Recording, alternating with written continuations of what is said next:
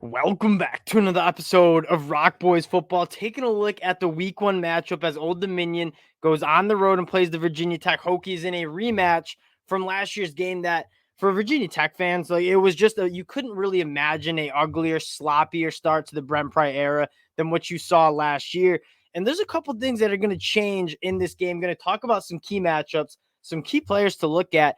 And part of the reason why I'm so high on this Virginia Tech team heading into 2023 now, before we get into it, again, just want to say thank you to the Virginia Tech fans. We did a deep dive into this program a couple weeks ago. The amount of support, the amount of feedback that you guys gave me truly does mean a lot. So one, if you do enjoy the content, you want to support the boys, consider subscribing to the channel. But more importantly, let me know in the comment section what you guys think of this matchup, anything that I missed that might be key parts in this game. Let me know in the comment section. I learn a lot from you guys, and realistically, the best part about doing this is hearing from you guys in the comment section. So appreciate you guys rocking with the boys, and let's get into this matchup. And there's three things that I think noticeably are going to be different from last year's matchup. One, where it's going to be. Lane Stadium, one of the most electric environments in college football. I'm trying to make it down for one of those games. That's going to be a difference maker. Two, from last year, the best player on the field last year, Ali Jennings, not on Old Dominion anymore, wide receiver for Virginia Tech. And then three, I think Brent Pry is just slowly getting this roster back to where it needs to be. Justin Fuente did not leave Brent Pry in a very good spot in terms of talent on this roster. And I think through the transfer portal, through the high school recruiting class, Brent Pry is slowly getting this roster back where it needs to be. And that's part of the reason why I'm so optimistic about this Virginia Tech team. And it's not like I'm picking them to go win the ACC title or go be the best team in the ACC. But I do think that this team is trending in the right direction. I think when you look across the college football landscape, you might not see a team that shows as much improvement as Virginia Tech in this 2023 season. Let's get into some key matchups. And I first want to talk about this Virginia Tech offense versus an Old Dominion defense that I don't know if you guys follow Old Dominion that closely. Old Dominion gets gutted in the transfer portal. A ton of their top guys on the defensive line transferring out to top Power 5 programs. That was a pretty solid group last year. And now you're kind of questioning the talent level that's going to be on the trenches for Old Dominion. And then on the other side of the ball, Virginia Tech, I think they're going to get a lot better on offense. And one, I'm just optimistic about Grant Wells. You guys heard me during the deep dive into Virginia Tech. Grant Wells, going back to his time at Marshall, I mean, he can spin it. He has a very good arm. I thought he looked really sharp in the Virginia Tech spring game as well. And the fact that he won the quarterback job and beat Kyron Drones out, I think that shows that he's going in the right direction, taking steps in the right direction.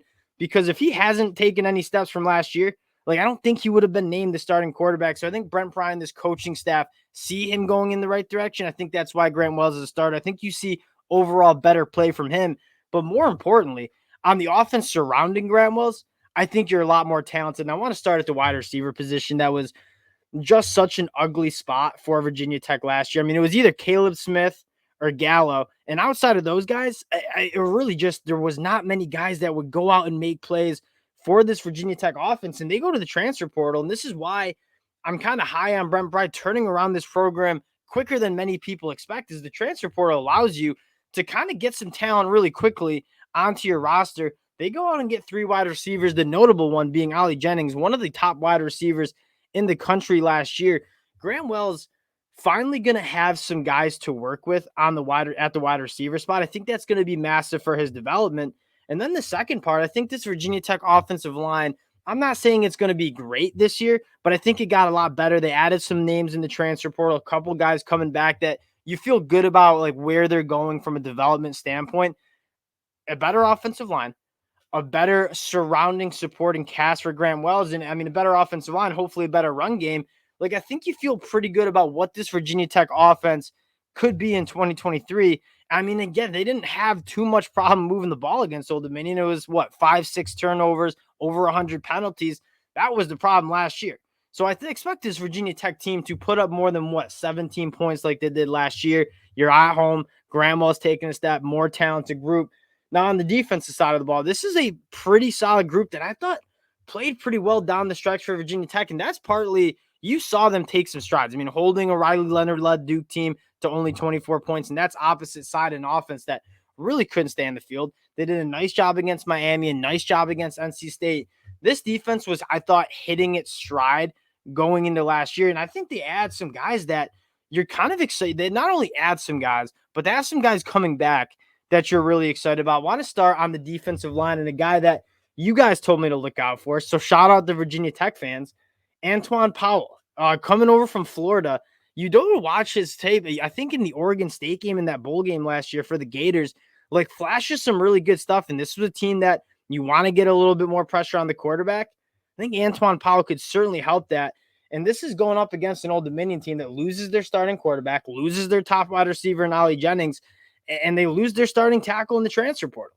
So from a matchup standpoint, Old Dominion, you look at that offensive side of the ball for them, I'm not sure you're that optimistic that they have the guys to kind of compete with Virginia Tech. And I think Virginia Tech's defense, from a talent standpoint, is not in that bad of a spot. I mean, you look at the linebacker spot, Kelly Lawson's a dude that I think could have a massive breakout year. With kind of Tremaine Edmonds vibes a little bit. I mean, as a Buffalo Bills fan, I know him pretty well. And then the back end, Mansur Delaney, Dorian Strong, they add some guys in the portal. I think this is a pretty solid defense that the numbers weren't great last year. And I would just kind of caution football fans to say, don't just look at the numbers. They were opposite an offense that turned the ball over a lot. They couldn't stay on the field. It's hard to put up crazy defensive numbers when your offense can't stay on the field. So I think if this Virginia Tech offense can put some points on the board, sustain some drives a little bit more, I think that's only going to help this Virginia Tech defense that I think adds some guys that you're feeling pretty good about. Now, getting to the pick, 16.5-point favorites at home for Virginia Tech. That's where I'm leaning because I mean, this is from a gambling perspective here. I mean, Old Dominion loses a bunch of guys on both sides of the line of scrimmage to the transfer portal. They lose their starting quarterback. They lose their wide receiver one. From a talent standpoint, I'm not really sure if Old Dominion is at Virginia Tech's level. And then again, I think you have the revenge factor that I think Virginia Tech's going to want to come out and kind of prove a point that, hey, we are a team that's much improved from 2022. And I think Brent Pry at home wants to send the fans a message like, yeah, we're back and we're going to be a lot more competitive than that football team you guys saw in 2022. 16.5 points is a lot for me to ask. It's not like I'm hammering this by any means, just because I want to see Grant Wells put it on the field before I'm trying to bet on Virginia Tech to cover 17 points almost. That being said, I think Virginia Tech is clearly the better team on both sides of the ball. I like the matchups for Virginia Tech.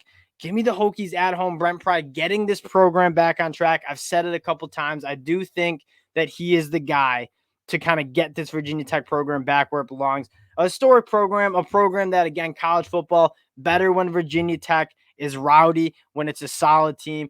Again, appreciate you guys rocking with the boys. If you do enjoy the content, consider subscribing to the channel. But more importantly, let me know in the comment section who you guys have. I probably missed some players that you guys want me to add to the notebook. Let me know in the comment section. Again, appreciate you guys, and we'll talk to y'all later. Peace.